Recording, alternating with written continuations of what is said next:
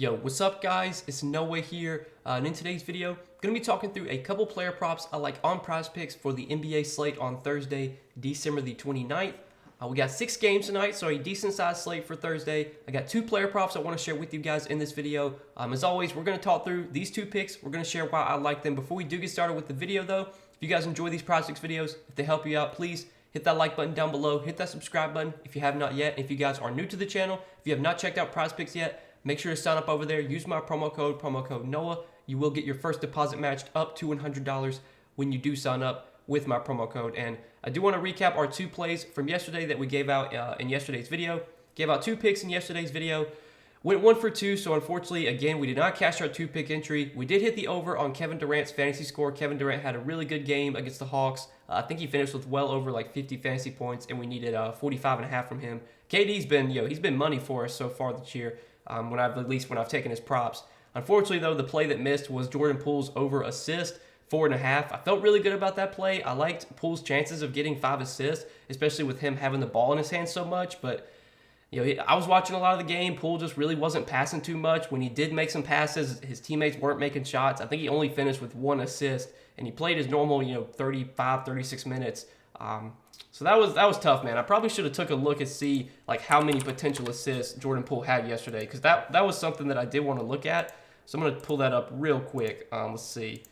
So last night, Jordan Poole, he only finished with 1 assist, but he only had 5 potential assists last night. So I don't know, man. That might have been a play that I just kind of whiffed on. Sometimes I feel really good about a play and it just doesn't hit. It just doesn't like come to fruition. That might have been one of those where I probably need to take a look at it again, but. Yeah, seeing Poole only have 5 potential assists last night, it's a little underwhelming. But that was tough, man, to lose that 2-pick entry. Hopefully, though, we can bounce back for today. Got another 2-pick I do like for this one. So one of the 2 picks I like is a fantasy score prop, and then the other pick that I like is a rebounds plus assist prop. So for the fantasy score, we're going to go back to a guy that we took the other day, and he let us down. I know, and it sucks, man, because it seems like whenever I go back to a player after they let me down, they just let me down again.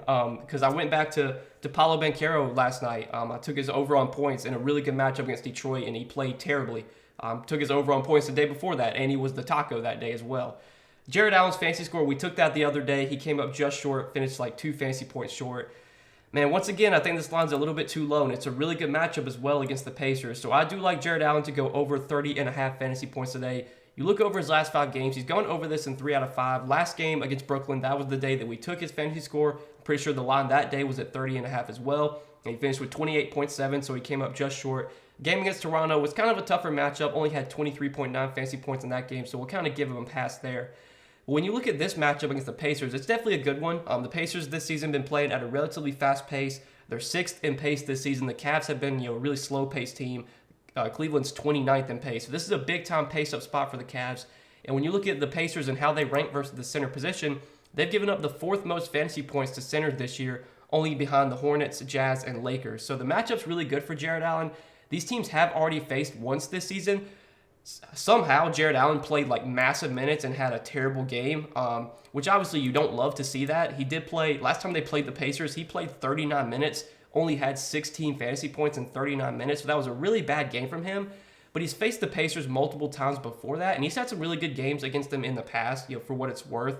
His last few meetings against Indiana, he had 45.3 fantasy points, 39.4, 41.2, 30.7, and there was one game he had 28.3. So, of the 6 games he's faced Indiana since he's been with Cleveland, he has gone over this line in 4 out of 6 games. The 2 games he went under, one game he had 28.3, so he came up just short. And then the other game was earlier this season. He only had 16 fantasy points. Like I said, that was really weird for him to play 39 minutes and only have 16 fantasy points. That's less than 0.5 fantasy points per minute. That's like PJ Tucker type numbers. PJ Tucker is a guy that's going to play 39 minutes and put up 16 fantasy points. That's not a guy like, Jared Allen's not going to do that on a regular basis. So far this season, he's been a fantasy point per minute player. He's averaged right around a fantasy point per minute. He typically plays about 33 to 34 minutes in competitive games.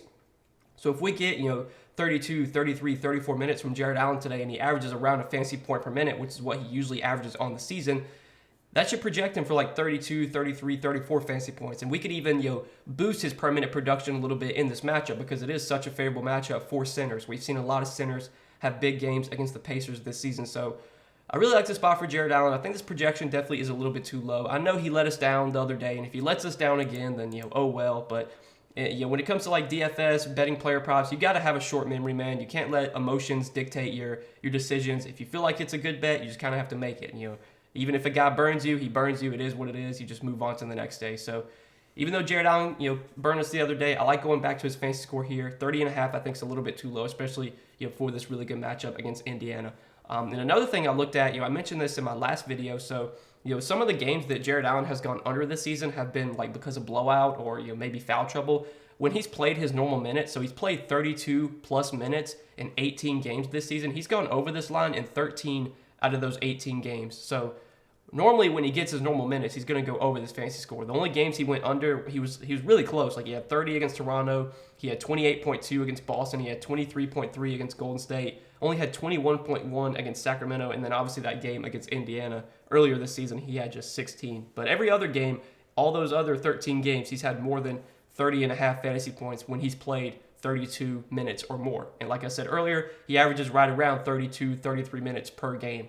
So that's what I like as our first play for today, guys. And then the second play that I like to pair with that is going to be a rebounds plus assist prop. And I want to talk about Paul George. His rebounds plus assist is sitting at 10.5.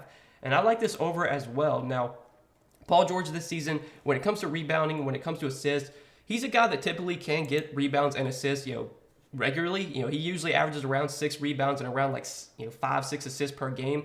So far this season, in terms of potential assists per game, he's second on the team in potential assists. So he's averaging 8.7 potential assists per game, and he's averaging 5.2 assists per game. And then in terms of rebound chances, he's second on the team in rebound chances, 11.2 rebound chances per game and 6.2 rebounds per game. So he's averaging 6.2 rebounds, 5.2 assists per game. If you add those two together, that's 11.4 rebounds plus assists. Obviously, this line's a little bit lower than his season average. That could be due to matchup. This matchup against the Celtics is obviously not ideal. The Celtics are a good defensive team. They're just a good team in general. But this is one of those games against two big-time opponents. This is a game that should be competitive. You should see these guys play huge minutes, like Paul George. Kawhi's back to playing his normal minutes now. And I did want to look at Paul George's game log with Kawhi this season, see if it's had any of an impact on him. And it really hasn't. So he's played 12 games with Kawhi this season. He's still gone over this line in 7 out of 12 games. And worth mentioning, there were 2 games where, so one game against San Antonio, he only played 15 minutes. I don't even, you can't even factor that one in. I mean, I don't know what happened. He might have got hurt. He had 21 points, 1 rebound, and 1 assist in just 15 minutes against San Antonio. And then there was a game against Charlotte where he had 3 rebounds, 7 assists, so he lost by the hook, but he only played 28 minutes. I think that was a game where they said he was going to be on a minutes limit. So 2 games that he missed, he didn't really play normal minutes. All the other games he played close to normal minutes. I mean, there was a couple that he played 32, 33. Tonight, I think we should expect 35, 36 minutes from Paul George. And again, when he plays 35, 36 minutes, I usually feel good about him getting 5 or 6 rebounds, 4, 5, 6 assists. The potential assists have been there. He's second on the team in rebound chances. He's been rebounding and assisting pretty well as of late because over his last 10 games, he has gone over this in 7 out of 10 games as well. And plus, the odds on this play are really good. So not only do I like to find plays that I like, but then when it's a prop that I can check the odds as well. So obviously, for fantasy score, there's no odds. You just kind of have to make the projections yourself, or if you have access to projections, you can compare those.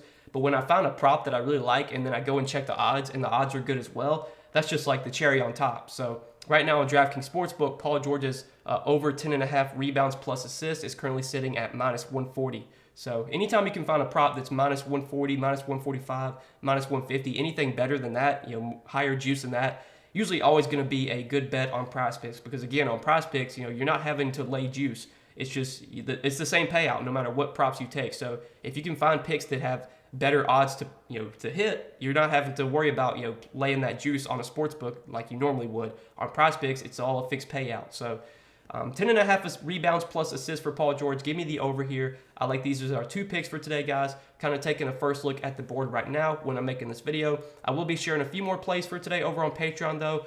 Probably since it is kind of a smaller slate, I won't be on too many plays, but there'll probably be at least 2-3 more picks I like for today that I'll give out over on Patreon. If you want to check that out, it's linked down below in the description. You guys can check that out if you are interested.